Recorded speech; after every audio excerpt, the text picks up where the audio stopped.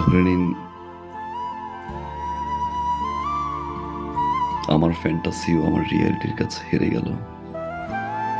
আমি আসলে এই মুহূর্তে বাবা, মা, সংসার এর বাইরে কিছু ভাবতে যাচ্ছি না।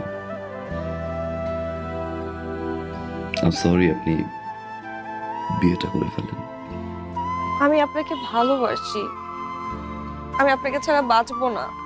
পৃথিবীর সব প্রেমিকারাই বিয়ের আগে ঠিক এই কথাটাই বলে তার প্রেমিককে, কিন্তু বিয়ের পরে তারাই আগে ভুলে যায়। নতুন মানুষ, নতুন সংসার, নতুন স্বপ্নের ঘরে সবকিছু ভুলে যায়।